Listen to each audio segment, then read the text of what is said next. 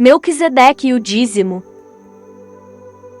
Eu quero falar hoje de uma figura-chave importantíssima das Escrituras que muita gente ignora, né? Prefere falar de Paulo, o judeu que se converteu ao cristianismo e que tornou as igrejas cristãs tão intolerantes hoje, tanto que os evangélicos citam mais Paulo do que Jesus, porque Paulo é que fala muito em pauta de costume, porque ele era um convertido, e ele tinha consciência muito pesada e ele bateu muito, né? Era sempre a carta para as comunidades, sempre dando bronca, sempre falando dos costumes dos outros. Não é que ele tem que cuidar da vida dele ou passar a boa nova, que foi o que Jesus veio passar, mas ele passava sempre, era correção às pessoas.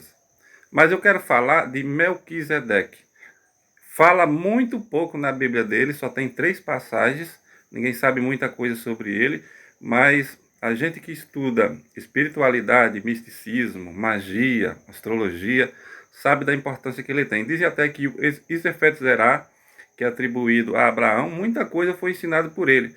Que aquele encontro que ele teve com Abraão, e que Abraão deu ali a parte dos espólios de guerra, que muitos querem usar hoje para defender dízimo, para pedir doação e oferta ao povo e ficar milionário, dizem que ele pode ter passado muito conhecimento. Mas quem é Melquisedeque? Uma vez eu comentei num blog meu que ele seria um mago, um dos magos na Bíblia. E o Edir Macedo, uma vez ele entrou lá no meu blog, eu não sei se era ele, mas estava identificado como ele, né? E ele disse: que é isso? Que barbaridade é essa? Ele era um sacerdote. Sim, é citado ele como sacerdote do Altíssimo. Mas ele era um rei. Uma coisa muito incomum naquele tempo de ser um sacerdote e rei ao mesmo tempo, o que significa que ele não era da mesma linhagem de Abraão. Ele certamente servia ao mesmo Deus de Abraão, tanto que foi reconhecido por Abraão. Ele profetizou em cima de Abraão, que Abraão era, né? Quem lê lá o trecho no Gênesis vai ver como foi. Para o vídeo não ficar muito grande, eu não vou citar os versículos aqui, vocês procurem aí na Bíblia. Mas em Hebreus é que fala mais claramente sobre ele, né? Que fala que ele não tinha assim tipo uma linhagem, não precisava citar pai e mãe, não tinha pai e mãe, como a gente vê de qualquer figura importante na Bíblia que vai dizer que é filho de fulano, filho de ciclano, neto de Beltrano, da tribo tal. E ele só diz que ele era rei de Salém. E ele era 3 coisas ao mesmo tempo, como você pode ver aí.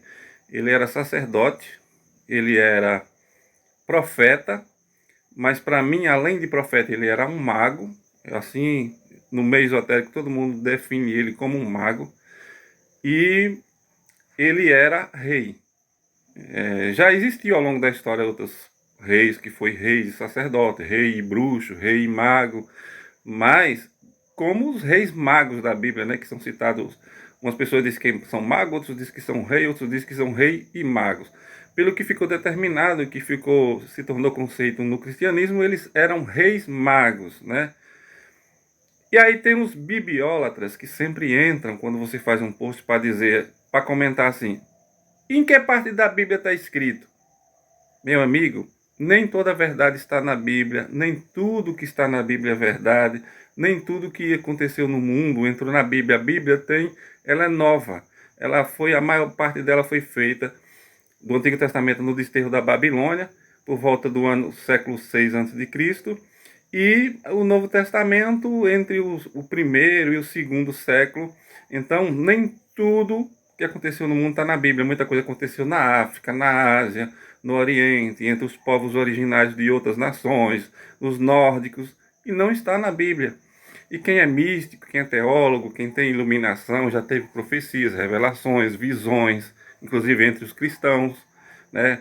Santos que sonharam com o inferno, que sonharam com o purgatório, que sonharam com coisas, com anjos, com coisas elevadas, depois dos últimos livros da Bíblia. E é isso que as pessoas, os os neopentecostais, ou crentes, ou protestantes, seja lá como for, não querem aceitar. Para eles, só a verdade é a Bíblia. Para eles, a Bíblia é a palavra de Deus. E não é, a Bíblia não é a palavra de Deus. Ela tem revelações da palavra de Deus dentro dela. Mas ela foi feita aí por mais de 40 ou 50 autores, fora as intervenções, as interpretações, as traduções, que mudaram a sua originalidade.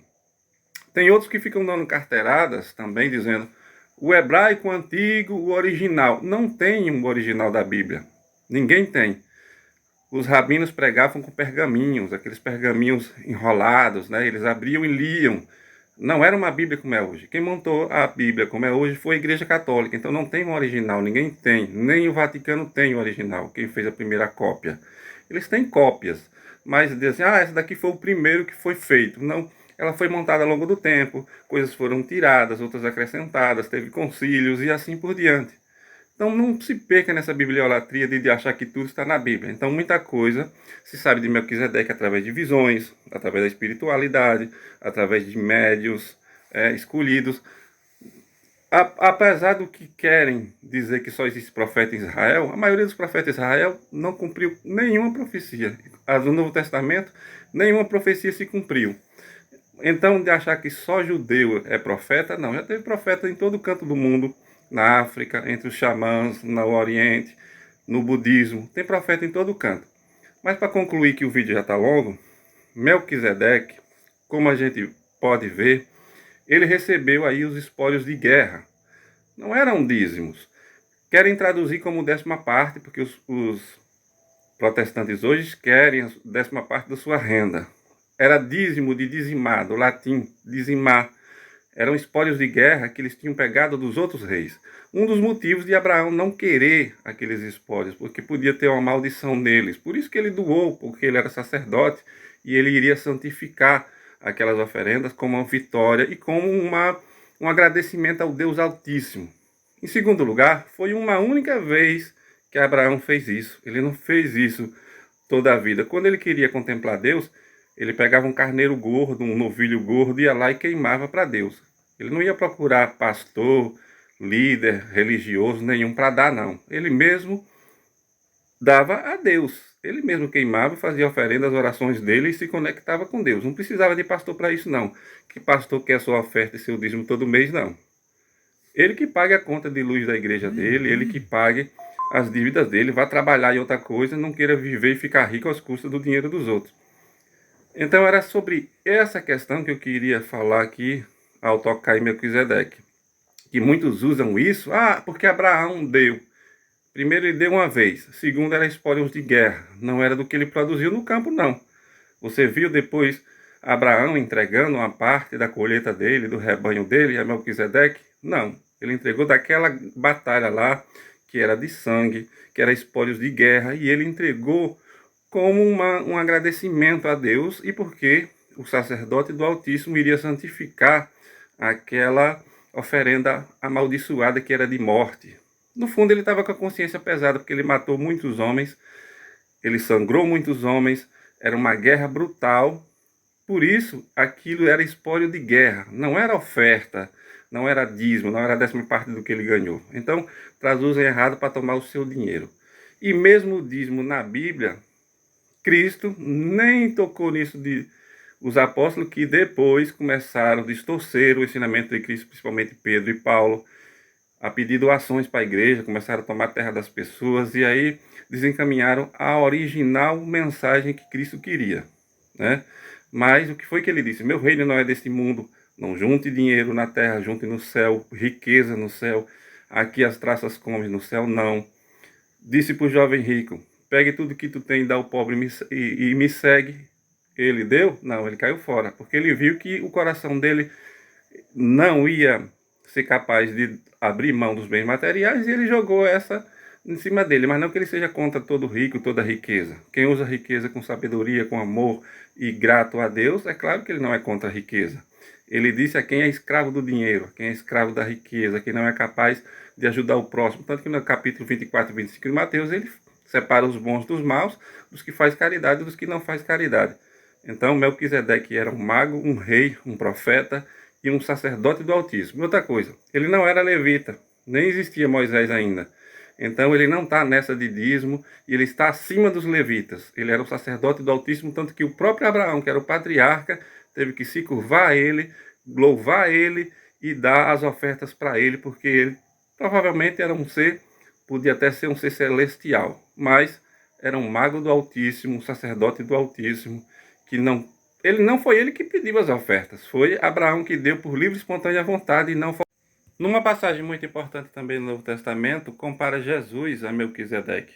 É como um sacerdote da ordem de Melquisedeque. Então mostra a importância desse personagem na Bíblia e que ele não está ligado aos levitas. E que mostra que Jesus não é um sacerdote como os levitas. Afinal de contas, o dízimo é uma criação judaica. A gente que vê que os judeus que criaram isso.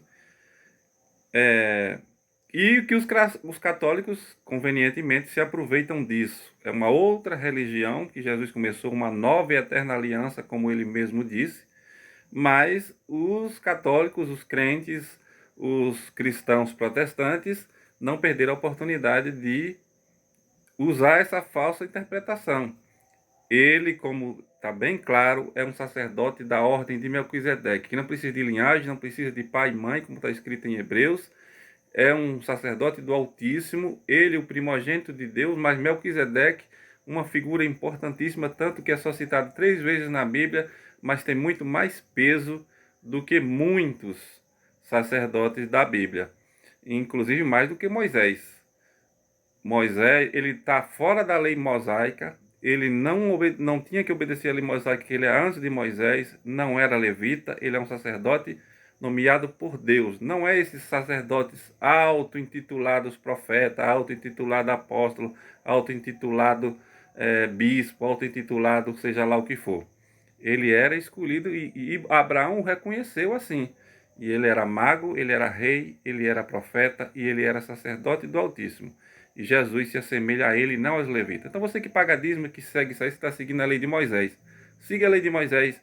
Quem é cristão tem que seguir o evangelho do Messias, do Salvador, do Emanuel.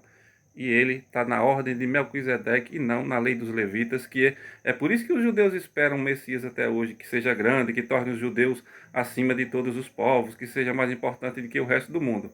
Por isso que eles não aceitaram. Os rabinos estão esperando esse outro Messias. Eles seguem a lei levíticos, eles seguem a lei de Moisés. Jesus é da ordem de Melquisedeque.